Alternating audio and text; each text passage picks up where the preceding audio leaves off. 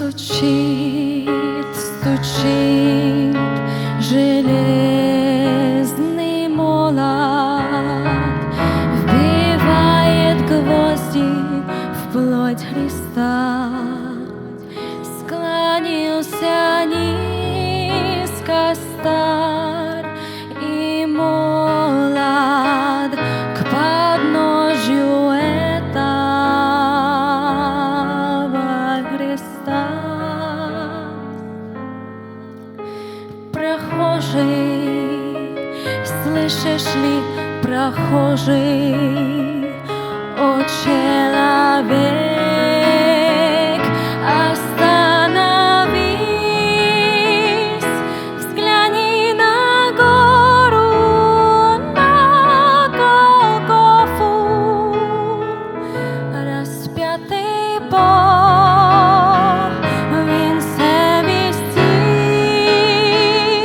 Взгляни на гору, на Голгофу, распятый Бог в венце висит.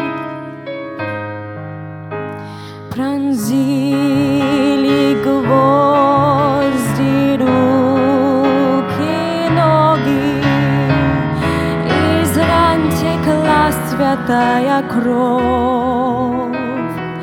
Никто не разделял с ним горя, никто не клал к подножью роз.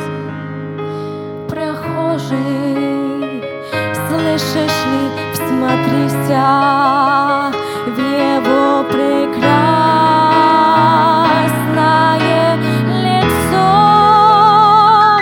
прощая зло, коварство мира. Христос, молился горячо, прощая зло, коварство мира. Христос молился горячо.